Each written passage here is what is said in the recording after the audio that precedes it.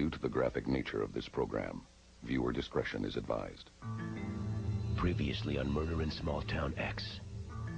Oh my God! A brutal double murder shocks a small town. 10 real people from around the unspeakable crime and track down the killer. Take a murder mystery novel, open it, read the first paragraph. Now close your eyes, open your eyes, and you're there. A chilling message from the killer reveals 15 suspects. Let's play a game. These 15 people all live in the town of Sunrise. I am one of the 15. If you want to find out who I am, you will have to play by my rules. I would say good luck, but you will need more than that. Welcome to my game. I look forward to meeting each one of you face to face. Now their investigation and search for the killer begins. We have to spend 24/7 working to solve this crime before anyone else dies. I found her, I brought her in, and now I'm going home. Thibodeau, get back here! We start all homicide investigations at the crime scene. Now this clock is recovered. Looks like we have some pictures. So we know it's Prudence Connor. Who's the man? This is Flint. We're gonna catch this person, I know. I'm going down in a fight. In order to solve the mystery, they must play by the killer's rules. Now it's time to play the killer's game. The one location the killer will... In the quiet town of Sunrise, Maine, a killer is on the loose. A reward has been offered to 10 ordinary people.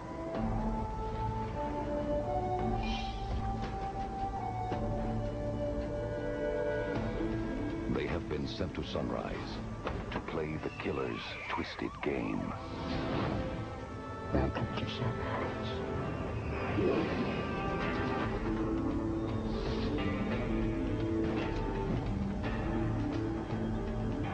Now, they must enter the mind of a killer and solve the mystery before they are eliminated, one by one.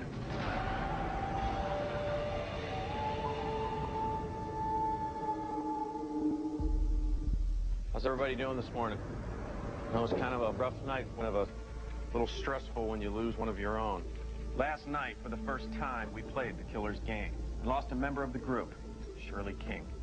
Let's find out who the next lifeguard is going to be from Shirley's last will and testament. I'm naming Kristen as lifeguard. Signing off. Kristen, you're going to be our new lifeguard. Being lifeguard means you stay in headquarters, safe from having to play the killer's game. I picked Kristen to go out on the first mission to play the killer's game. If I make it back here, your ass is grass. Even though it might have come back to bite me in the ass, I don't care. She was the right person to go. There was no reason, except out of a personal vendetta, that he would get rid of me. Now, we know that Carmen Flint's funeral and the memorial for Abby and Nate Flint is today at the Leawood Cemetery. It's a good chance for us to check out all of our suspects in one place. We are gathered here today, not merely to bury Carmen Flint. She was shot at an extremely close range. There was no exit wound found and no slug recovered. But you did find a .357 casing at the crime scene. So what we need to look at is what else can you put into the shell beside the bullet. Couldn't be that powerful of a gun because it would have gone right through. I guess what the bottom line is that the weapon's still a mystery. Let's move on to our killer clue last night. Obviously, Kristen had a very traumatic experience in going out and obtaining that. Mo dropped me off at the rocks. A flare here, and then I'm reading Bonnie Rose with a big cross or X of flowers coming up out of it. The killer marked the clue with an X made out of these flowers. They're called lupin. They're wildflowers found in the state of Maine, and they're very common. The killer clue was a wreckage of a boat called the Bonnie Rose. Coast Guard records say it was destroyed in an accident in 1971. And the owner was killed, and his name was Oscar Blodgett. Lida Rose's husband or son or something like that. Her maiden name is Rose. That's right. We need to find the connection between Lida Blodgett and the clue the killer left us, the wrecked boat. Track 1, locate her, talk to her. What's the key things that we're trying to get from her? What she knows about the boat, the accident, who Oscar Blodgett is. Okay. Kristen, what people would you like? I'd like to send you. Angel? I'd like to send you. Andrew, correct? The second track was going to be for Prudence Connor. What do you need to get from her? Really, what's her relationship with maybe Nate? Absolutely. At the crime scene, you found photos indicating Connor had an affair with Nate Flint. Do you think we should tell her about these? No. I don't think that needs to be tipped off to her at this point. Being that you and I both had first-hand experience with her, I think that it would be really important to send some good-looking men to talk to her. Okay. It's going to be Alan, it's going to be Jeff, and Lindsay. And what else do we need to find out? Thibodeau said the night in question he was with Connor at a VFW type of meeting. If we could confirm that they were together, that might be able to help us. Thibodeau said that he was with her, so we want to compare alibis without her knowing what Thibodeau had said. Obviously, we've already established that Thibodeau is a very good suspect. We've seen he has a violent temper, and he owed Nate Flint money. He'll also be at the funeral. Track 3. I'd like to send the 3 investigators out to his residence and covertly get into his residence, see what we can see inside. I'd like to send Stacy. I'd like to send you. Brian? And Katie. I'd like to send the 3 of you guys there. Now, because we haven't been able to obtain a search warrant, we need to get in there without him knowing that we got in. Let's not take anything, let's not disturb anything, but let's photograph everything in there. Breaking the law. Breaking the law. What are we looking for?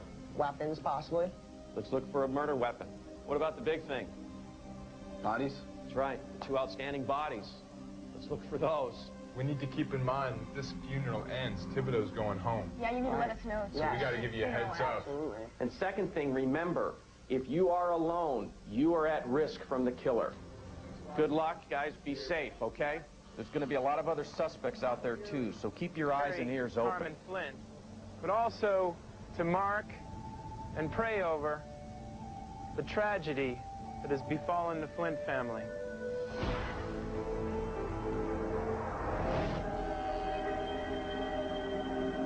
Let's do this quick. House is right over here. Jeez. Talk about desolate. How are we going to get inside? Carmen Flint was as fine a woman as we have here in Sunrise. Honest, cheerful. And Abby was young and vibrant and pious. Most of you know that Abby was a volunteer at the First Church of Sunrise. There's a lot of suspects out there, and at this point in time, I don't trust any of them. Nate Flint was my partner and my friend. I knew and loved his family. We all will miss them very much. I want to keep their memory alive, and so today I'm pleased to announce the formation of the Flint Foundation in honor of the family and my buddy Nate. The seed has been planted. Help the foundation grow. Nate would agree.